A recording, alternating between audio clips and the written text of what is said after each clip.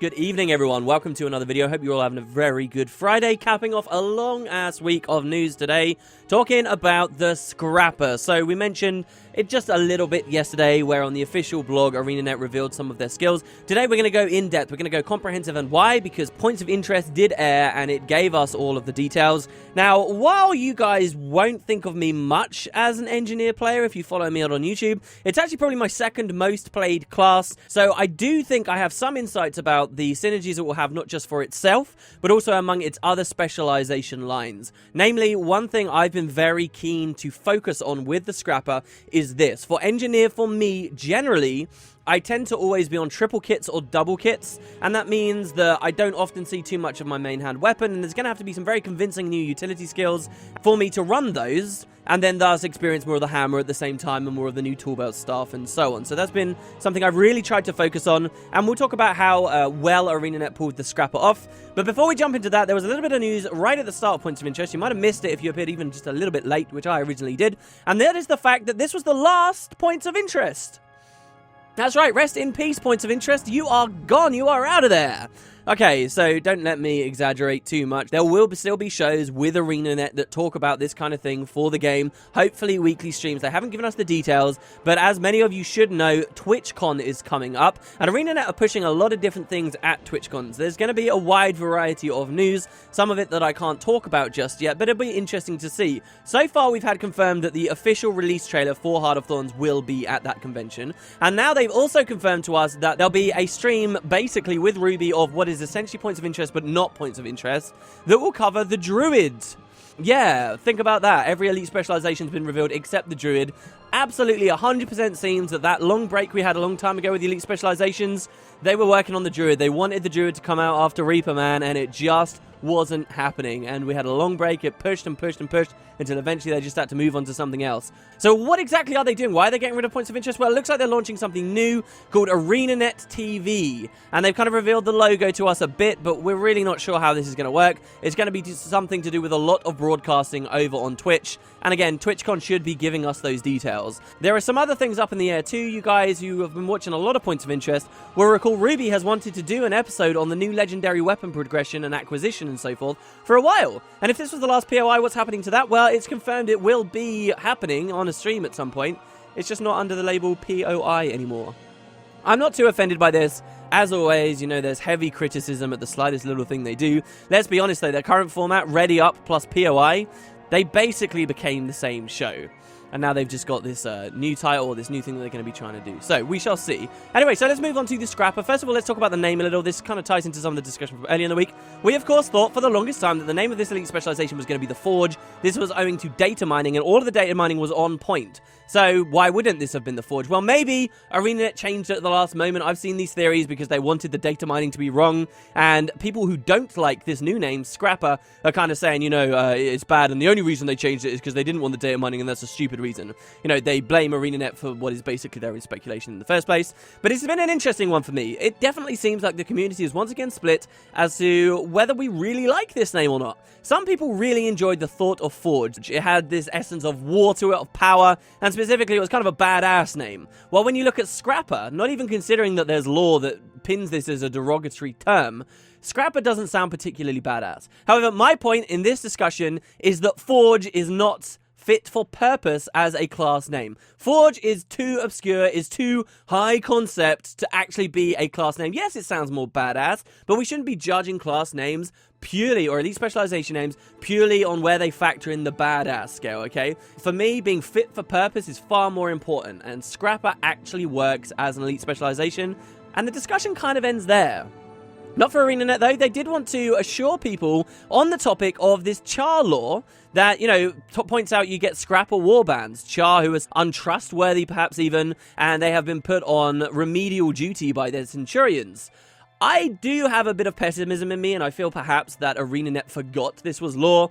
Then they reveal the name of the Scrapper, everybody points it out, and they're like, oh, we'll just add a little bit on Points of Interest. So they kind of tried to tack some lore on here. And it was explained at the start of this stream today that what the Scrapper warbands have done is they have taken this as a badge of honor. How? Why? Where's the transition there? It really just seems like one of these arbitrary things they've written in so that those rare engineers out there who super care over this tiny little detail now don't have to feel bad that they're called scrappers. Bit silly to me, but I know some people that have enjoyed the fact they've came out with that information, so fair play to them. Alright, moving on, let's look at mechanics. Now, the hammer we already know a little bit about. Specifically, we heard about the skill 3, the skill 4, and the skill 5 on the official blog post and just earlier in the week through MMORPG. Now, there have been more details from POI, but we'll go to the auto attack first.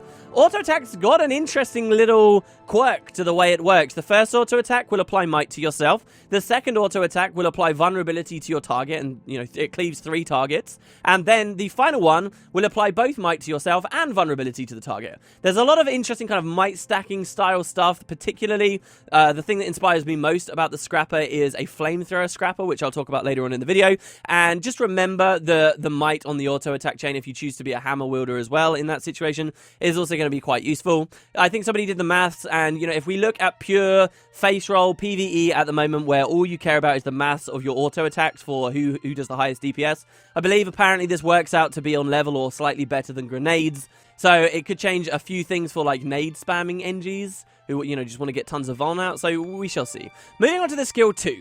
We have noticed with a lot of the elite specializations that they've got these kind of clutch, very short window of opportunity skills that interact with projectiles in a fun way. Deflecting shot on the Dragon Hunter with a longbow. It's this very brief thing you fire out yourself, and during that window you can just destroy other projectiles that you cut across their path. I think ArenaNet like the idea of these skills, and there is one on the Scrapper. Also, this is the skill 2 for the hammer. You spin in a little circle. That does 2 packets of damage.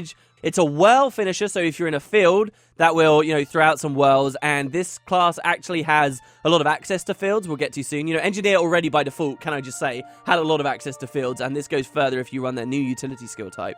But you get your double whirl, and then, actually, during that window, you will reflect projectiles. So it's a reflect on your actual weapon, and this is nice. There's not too much to compare to with Engineer, so you can very easily see, right, well, on Shield, I get utility of some reflect, so why would I want to take a hammer over a Shield? Well, Hammer also has its reflects too, and it's just, you've got to get that window just right. So, fun looking skill. And then we've got the 3, which we've heard about before. The 3 leaps you 3 times. Some additional information for those of you who haven't heard about this just yet. It's 1,000 range, so it's a long way you will go. You go leap, leap, leap, as you can see in the footage here. And I don't believe we'd heard this before, but these are actually evades as you're moving. There's going to be a trait that synergizes with evasion frames on the Engineer, which is a class that's never really had them outside of dodge rolls in great abundance. And so now we've actually got this on the skill 3 if you choose to run the hammer. That's both a really good gap closer and fairly defensive too. Not to mention its synergy with combo fields again, which this the Scrapper is going to get a lot of access to. Alright, now the 4 was this skill that supposedly blocked and defended us while also being offensive. I originally thought this was going to be like Great Sword 4 for the Ranger. It will put you in a block phase. If you block, it will do some damage. But actually, it will simultaneously deal damage while blocking. So the Shock Shield will pulse out 4 hits of damage, and it puts out heavy vulnerability as well.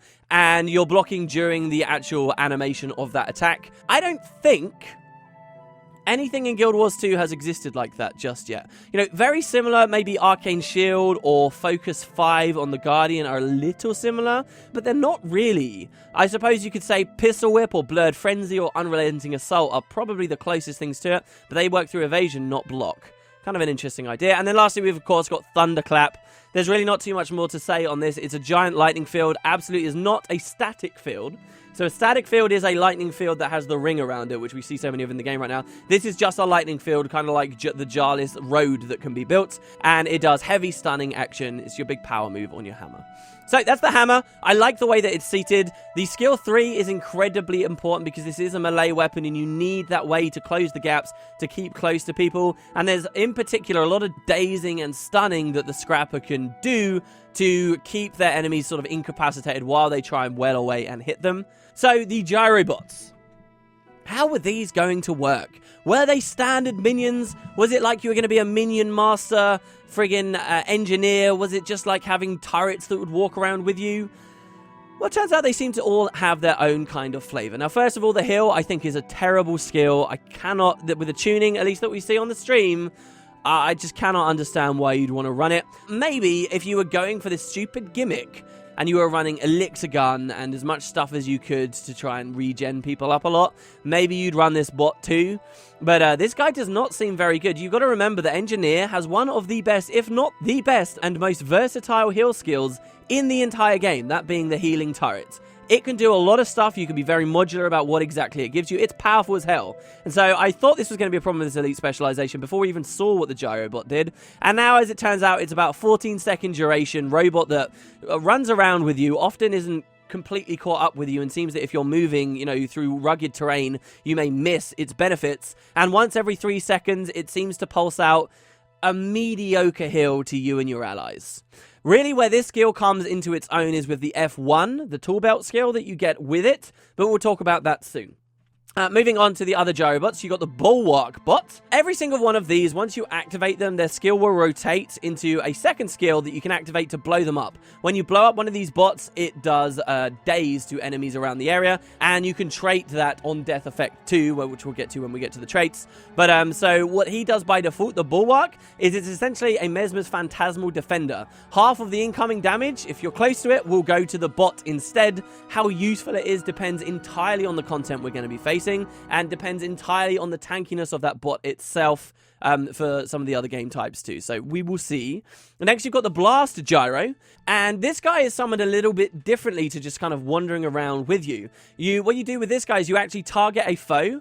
The Gyro will get summoned, and it will just make a beeline charge for that target. When it reaches the target, it will detonate itself. So it's not going to be one of these kind of typical AI things that's just following you around. If it connects with its attack, which can be stopped in many ways, right? You can CC it like it's a player. You can do a ton of things to mitigate this. If it connects, it does damage and a big knockback.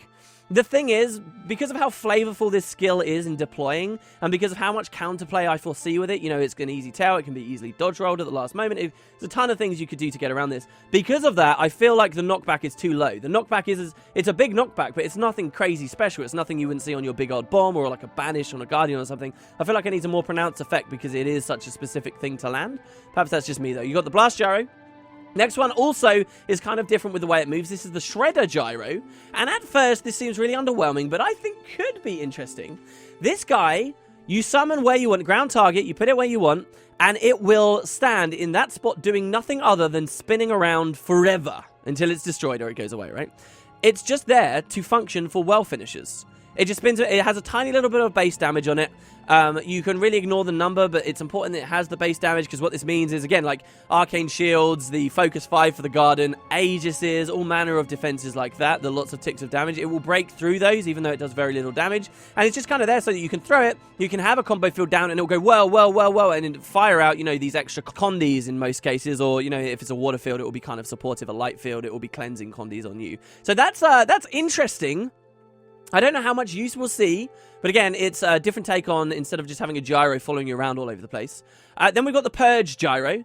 This is the Condi Cleanse Gyro that we heard about way earlier in the week. And what he does is he double removes conditions, 2 conditions at a time, every 3 seconds from you or any allies that are around you. And the movement here, again, is very interesting. It's unique. This guy is not ground targeted. He doesn't follow anyone necessarily. But when he detects someone in range near him with condis on him, he like zips straight to them, thinking on his own. Like, it's a really particular way that he will move. I'll note as well, actually, that the early theories we saw, like from the trailer and stuff, of these things that almost been like an extension of your character, like caught in the gravity of your character, they just travel along with it, like they're over your shoulders, almost like the Temple of the Silent Storm buff would appear over your shoulder. That kind of concept for these bots absolutely is not a thing. This guy moves most interestingly, but the problem here is if you take this skill, you're probably doing it because you want specifically the Condi Cleanse, and the complementary tool belt skill, we'll get into in a second, doesn't actually tie with that very well.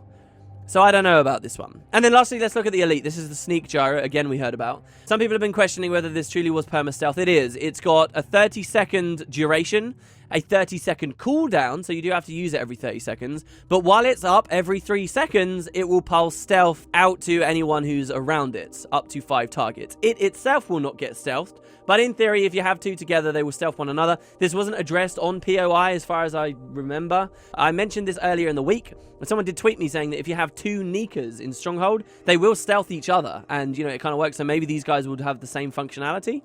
An immediate problem that is apparent on this very footage, you can quite clearly see, is it doesn't seem to do very well at keeping up, and that can cause you to miss one of the stealth frames, and then you get revealed. That's what happened here on the stream. So, absolutely confident that after we get to play this on the beta weekend event, there'll be a lot of outcry about that, and they'll try and tune it up, and hopefully they do by the time it actually comes out. The idea that it's useless because you're always going to see the sneak gyro itself, and it's going to be really easily counter-playable, was brought up on the stream to the devs, and his response didn't really convince me in any way at all. He was like, oh, if that happens, then it will get destroyed, and, you can trait it so everyone gets super speed.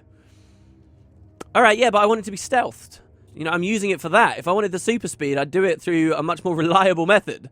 So, I don't know. I do know it seems like some interesting gameplay, and specifically the tool belt skill, again, which we heard about, was kind of cool. Now, at the end of the stream, Gyro came on to talk about, a build he just had, 40 minutes or something to throw together. I think he did a good job for how little time he had. But there was something interesting I noticed in his footage. All of these gyros, they're instant activation, and this is important. This is pretty good. And what that specifically means for the sneak gyro is, at one point, Gyro was knocked back, and he's on his ass, and in theory could have been blown up, if it was a real PvP scenario. But what he could do from downstate, because these gyros are instant activation, is he just popped his elite right then and there, stealthing him instantly. It's not quite a stun break, of course, and people will continue to DPS in that area, but especially against the AI, that made the AI immediately snap off of him, and he was totally fine. So all the gyros have got a little bit more utility, but it's most pronounced with the elite, where you do have that on-command stealth straight away, which engineers haven't had so easily. Like Elixir S, when you throw it, that's got a cast time on it. That actually has an animation, and, the projectiles to land before it will stealth you. The other methods you really have are through fields. So that is a little bit of utility we'll get there. One other little observation people have made is the fact that the new Scrapper icon seems to be in engine. Now, we heard about this a long time ago, that the Elite Specializations would actually get a new profession icon too, and we hadn't heard anything about it for a long time. Well, now, if you look at this image here of Gyro in the PvP 101 section, you'll see that the percentage attribute for tool belt skill cooldown reduction has actually changed to a new icon. Presumably this is the Scrapper one, and we might see those in the next beta. Looking forward to that. Alright, so considering everything I've said so far about the gyros, they seem a bit underwhelming. If you're thinking that, I'm in the same camp as you. But then they get a little bit better. And the first place where they get a little bit better would be through their tool belt skills, F1 through to F5. And these are all very field-based. So the hill gyro, for example, initially seems quite underwhelming, but the F1 will actually drop a large water field. Water fields, of course, already very strong for team synergy, but look at your hammer and the fact it's got 3 leaps. A leap through a water field is a significant hill, and you're getting 3 of them from a very basic combo there, running the Scrapper on the hammer and this new gyro bot. And the sweet cherry on top, and this is a very delicious cherry, is AoE protection at that. And protection is no dismissible boon. So this is definitely a big consideration when slotting this hill. It is very highly tuned for a tool belt skill. You'll be able to trait the cooldown for it and so on with all of these I'm about to describe. And you do have to consider that when you're taking the bot as much as the bot itself. Moving on, you've got the Purge bot I talked about earlier. I said it didn't have much synergy. It's an okay skill, though. It's called Chemical Field, and this is a Poison Field available for you. But this means that, the only time you're really going to want to run the Purge bot, you're only going to get maximum use out of it, both skills being really useful to you, if you both are inflicting condition damage and you want to cleanse yourself of a high amount of condition damage. And, if you think about Celestial builds and PvP, maybe that's not so rare to come across, but across other formats of the game, I'd say it possibly is. And I don't know, I just think by design, thematically it kind of works what they're doing, but actually in terms of mechanics, I think it does cripple the skill a little. Next, you've got Bypass Coating, and this comes from the Blast Gyro. Now, this one gives super speed. This is just one of the many ways that the Scrapper can give out super speed. And this does have good mechanical synergy with the bot itself. Because what you can do is you'll throw the Blast Gyro, it's going to summon at your feet and charge an enemy. But what you can do, of course, then, is drop your F ability at the same time and give it super speed specifically so it flies at your target and connects that much quicker. It's an interesting idea, but I also question, right, if you're summoning an entity to the battlefield with that ability, is the Gyro, the Blast Gyro, unless it actually accidentally takes a little strafing damage, it's not in combat anyway, right? So that super speed may as well just be swiftness in most situations, no? So it's a cool idea. At the very least, I really like the idea of these two skills comboing off of one another. You've got the defense field as well on one of the other gyros. This is basically just the reflection shield you see around Siege that appears in World vs. World. Just straight up raw, hey, here's a field that you can reflect stuff with. Another one for Engineer. They weren't really in short supply because you could trait your turrets to do it as well, I suppose, and get some limited use out of that in various places. But maybe this will be more usable because remember all these F skills I'm talking about, and here's the really important thing. These F skills can be activated since there is no build locking, since there is no large amount of combat or whatever. Before you're in a fight in World vs. World, in PvE areas and open world areas, what you can do is pop one of these abilities, then swap to an actual decent utility. So the super speed you can throw down, you'll be able to super speed your allies and then just swap to something else and keep moving on the roll. You'll be able to drop a lasting reflect for as a boss perhaps aggroes on you, then swap to what you actually find useful. So I think there'll be a lot of play with this with the Engineer. Specifically for World vs. World, the F5 you get has the anti-stealth. Now, we've heard of this already. This is really cool. It's a 900 range ability. You pop it and it will just scan the entire area. 900 radius is massive, guys. Giant circle around you, and it will reveal anyone who is stealth near you, and not just reveal them, but it will reveal them for 6 seconds. 6 seconds worth of reveal is punishing. Now, that doesn't necessarily mean you're going to win the fight. For example, if you use this thing against an opposing scrapper who has his entire team stealth and you've just revealed them, then you might think, oh, I've caught you, but then they just turn around and hammer you to paste, right? So it's not the be-all and end-all, but I think because of this specifically, in World vs. World, we may see a little too much stealth counterplay coming out and about. And why do I say that? Well, because it's the F ability. We can pop this, de-stealth everyone in the area, and then quickly swap to what you actually want. Like, oh, I don't know, Supply Crate, or the Mortar, or Elixir X. They're all powerful elites. So you've got the power of the de-stealth and whatever else you want. And that's going to be such an easy little thing for engineers, for scrappers to do. They'll just be running around roaming in World vs. World. They'll have the elite on, they'll pop the de-stealth, and then they'll just swap back to their elite whenever they like. It's not difficult to do. I don't know. I don't know whether it's going to be a huge problem. It's just something that I want to highlight for you guys. I'd be curious to see what you all think. Alright, so let's wrap this one up, guys, by talking about the traits. I won't spend too long. First, the miners. Now, for the first time on an Elite Specialization, the original miner is something I can linger on and talk about. So, gain the remote ability to stomp or revive. Remember how I said that I didn't think the gyros were that great, but then they get like another layer of goodness, the F abilities? This is the last layer of goodness. So what this literally does mean is that from range, we can, target someone and press F, and if that ally is in down state, it will go and res them. If an enemy is in down state, it will go and stomp them. Now, they never demonstrated this on the stream, as far as I saw, and also the way they talked about it made it sound like it could have been more than just stomping and resing. Like, these bots could, for example, and I seriously question whether they would make this a thing, Temple of the Silent Storm commune with the channels to get, say, stillness or tranquility. Surely that's not a thing. But they never were very clear on the stream to say, alright, it's just resing and stomping. There were some specifics given, and that's the fact that the gyro, should it successfully stomp someone, it will use your currently slotted finisher. It won't use like a basic one. They addressed the idea that there could even be like a custom finisher for gyros, and that would, while being fun, probably not add too much to the game because you're just going to be really limited in what the custom ones they can have are. Last thing I'm curious about with this is they say it replaces. Does that mean that I can't, if an ally is downstate, can I send my gyro to res them and also res them myself for the double res speed? Can I do that just as rangers can with search and rescue, for example? That wasn't clear either. Alright, the next miner is Decisive Renown. This is whenever you revive someone or stomp someone, you gain 5 might and super speed. Seems kind of weird because the previous trait is like, oh, do it with your gyros, and now this trait is, oh, do it yourself. If this procs on the gyros when the gyro scores a stomp or a res, then I can see the synergy there and it seems well designed, but for now it seems slightly out of place to me. And the final miner, the Grandmaster miner, to me is rather boring. This is your stuns are longer in duration, 25%, and incoming stuns are shorter in duration, 25%. And there is a lot of stunning on this class, so I can see why it's there. It's just not very flavorful to me. But yeah. Alright, let's move on. So the adept traits. You get shocking speed, which is whenever you use a leap finisher in a field, you will grant super speed to 5 allies around you. Let's look at the hammer again. What did I say? There are 3 leaps on 1 skill. Whoa, the synergy, wooden potatoes. So I can use a leap in that with this trait, and then I'll give 15 seconds of super speed out to people. That's incredible. Well, no, it's deceiving, because this trait actually has a 10-second internal cooldown on it. So you'll give the super speed on the first leap, and then you'll super speed through the next 2 leaps, but they won't, like, push out more super speed after that point, so do be aware of that. The second trait seems completely overpowered, and I can't imagine why you'd ever run the other ones. This is Stabilization Core. Give stability to your function gyros when they are summoned. 2 stacks.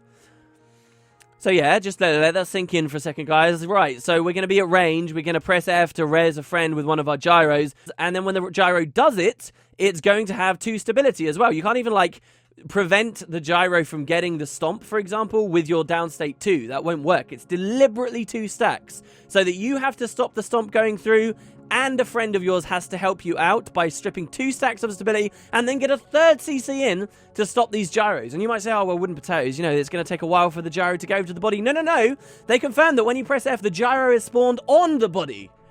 So engineers are very excited about this. This seems incredibly powerful. To me, I'm curious about how it will go, but I think we might see this trait get a nerf. You know, just down to 1 stack at least, so that you just need a little bit of help from your ally to make sure this gyro doesn't stomp you. It's already frustrating enough when you're relying on AI to do incredibly important combat moves, like, you know, an accidental CC from a wolf can be the difference between rallying 4 players on one team or 4 players on the other. And now we're going to see a lot of that gameplay here with these gyros. The other reason I think this might see a nerf is honestly just looking at the adepts, shocking speed versus stabilization core versus the 3rd trait, which is whenever you use a heal skill, you gain protection for 5 seconds. Which one, honestly, are you going to take? Like, in all seriousness, looking at a PvP perspective here, you're always going to take trait 2. Now, the 3rd trait does have a little bit of synergy with the new heal gyro, because every time it pulses every 3 seconds, you get protection too. But I still just don't think it's worth it. Moving on to the master tier, you've got rapid regen. Gain health when you have swiftness and super speed. This is designed very well. I speculated about this earlier in the week. This doesn't give you the boon regen. It gives you like a flat new source of regeneration. And it will give you a source of regeneration when you have swiftness on you and another when you have super speed. So if you have both, you get the benefit of both of them. And then that will further stack with, say, backpack regenerator. And it will further stack with your regular regeneration boon. And it will further stack with whatever else you choose. So this kind of regenerative scrapper idea, the tanky idea, I guess, that they were sort of going with. You know, it's been designed well enough. Just the numbers will have to be right. Next, you've got expert examination, and this means that whenever you stun or daze someone, it will also put vulnerability and weakness on them. That's 5 vulnerability, and that's no internal cooldown. So you can drop a lightning field, as is easy to do on the scrapper. Just think straight away, you know, hammer 5, hammer 3. That's all you got to do. With this trait, if all 3 of those hammer 3s land, that's daze, daze, daze. That's weakness, weakness, weakness for a lot of duration, plus 15 vuln. Just off of those 2 skills. Very nice trait. I like it a lot. And plenty of usage from it on this guy. And then lastly, we've got mass momentum. This is the one that really excites me. And this is what I was talking about Flamethrower Engineer before. Mass momentum. Gain power based on your toughness, of which you can obviously build into your character. Gain pulsing might while you have stability. So how has this got anything to do with Flamethrower? Well, Flamethrower, for those of you who don't know, is one of the kits that regular engineers get, and they have a trait called Juggernaut, which means while holding the Flamethrower, they gain might every second and stability every second. So if you take the might and the stability that the Flamethrower has already given you, and then you take this trait, so the stability rolls into even more might, and then you run like strength runes or something, you are really this incredibly sturdy guy with a flamethrower, mass amounts of might on you at all times, and you get really this kind of brawlery, flamethrowery playstyle as a scrapper, not even through the hammer, you know, through the flamethrower. So this has been a cool way that we've seen an elite specialization incentivize something else on a class that hasn't seen an incredible amount of play outside of like blasting and PvE and stuff. So maybe one day if the cap for might goes up to like 50 or something, so much might generation might really push it into a fun place, not just for like PvP. But I'm really excited to try a flamethrowing scrapper here. All right, and then lastly, guys, we've got the Grandmaster traits. First is adaptive armor. This looks completely, at first, totally ungodly overpowered. So, whenever you're struck, you gain a stack, okay? And each stack will increase your toughness by, what was it, 100 every time you get hit by a stack. And it will stack up to 5 times, right? You also get 20% reduced condition damage. So 5 times 20% condition damage. Oh my god, guys, you take this Grandmaster, and as long as people are hitting you a lot, then you're pretty much at 80% condition damage reduction or 100% condition damage reduction most of the time. It reminds me a lot of Shield of Absorption on 600 Monking back in GW1, for those who know what that is. Maybe you feel a bit of nostalgia there. Sounds completely broken, right? Well, actually, no. The 20% condition damage is flat, and it's only the toughness that scales. Or so I understand. So that's the way that this is going to be working. And even if it did stack, I think the way that the stacking mechanics work wouldn't have like quite left you on 100% anyway. But yeah, so you got adaptive armor, definitely helps you be that brawlery, frontliney guy, necessary when you're being kind of melee. Next, you've got final salvo. This is what we're going to see people running when they go with gyros, because it means that when those gyros are destroyed, you get significant additional benefits. So they grant super speed when they are destroyed, and they create lightning fields. So they kind of explode into these big fields of lightning that speed everyone the hell up when they're destroyed. If you think about the way some of these gyrobots work as well, that's really kind of beneficial and nice for you. And more lightning fields means more swiftness. Swiftness can mean regeneration if you traded for that earlier, and you'll have the super speed from the initial explosion.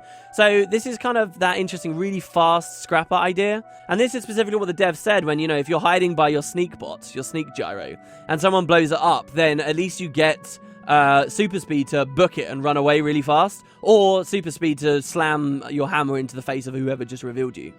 Lastly, you've got perfectly weighted. This is your hammer trait. This is the only damage modifier we see on the scrapper. Hammer skills deal 10% more damage, but also has the additional bonus because, you know, something like that is just not too fun.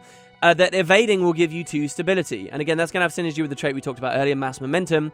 But honestly, if you think about evades on the engineer and the scrapper, there aren't many. Mostly it's about your dodge roll. That's kind of one of the things of the class, but they did just give us a hammer that has 3 evades on it, and that's just going to help you be really sturdy. I suppose you could play a char scrapper, and then you get the synergy, guys, of being a cool lore-based character, and you get hidden pistol, which is another evade for you. So yeah, there you go, guys. That's the scrapper. Those are just my initial impressions. Thank you very much for watching. I know this has been a pretty long video. I'd love to hear what you think about my initial assessments, what yours were too. Definitely a flamethrowy scrapper I will be trying out on Beta Weekend Event 3, just to see whether it's as cool as it is in my mind. Thanks, guys. I'll see you next time.